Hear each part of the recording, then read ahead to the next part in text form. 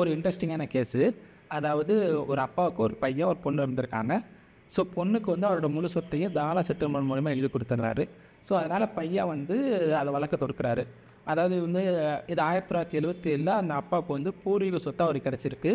So அந்த பூர்வீக சொத்த 2002 அப்ப தான செட்டில்மெண்ட் மூலியமா அந்த சொத்த அவங்க பொண்ணுக்கு குடுத்துட்டாங்க. ஸோ இதை எதிர்த்து அவங்க பையன் வந்து 2019ல ஒரு கேஸ் போடுறாரு.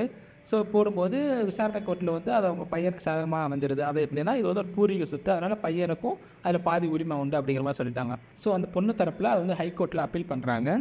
ஸோ அப்போ வந்து கோர்ட் என்ன சொல்லுதுன்னா, ஆக்சுவலாக இது 2002லேயே அவர் தான செட்டில்மெண்ட் மூலிமா அவங்க பொண்ணுக்கு எழுதி கொடுத்துட்டாரு. இது வந்து அப்பயே அவங்க பையனுக்கு தெரிய வந்திருக்கு. ஆனால் அவர் வந்து 2019ல் தான் கேஸ் போட்டிருக்காரு. அப்படி பார்க்கும்போது கிட்டத்தட்ட 16 வருஷம் ஆயிடுச்சு. ஸோ லிமிட்டேஷன் ஆக்ட் பிரகாரம் வித்தின் 12 வருஷத்துக்குள்ளார, அதாவது உங்களுக்கு அந்த தகவல் தெரிஞ்சோன்னா 12 வருஷத்துக்குள்ளாரையே நீங்கள் வந்து அதுக்கு வந்து நீங்கள் கேஸ் போடணும். அதாவது எனக்கு அதில் உரிமை இருக்குது, நீங்கள் போடணும். அந்த பையன் தரப்பில் என்னென்னா 2016ல் தான் பட்டாவாக மாறி இருக்குது, அதனால் நீங்கள் அதுலேருந்து எனக்கு கன்சிடர் பண்ணுங்கிற மாதிரி சொல்லியிருந்தார்.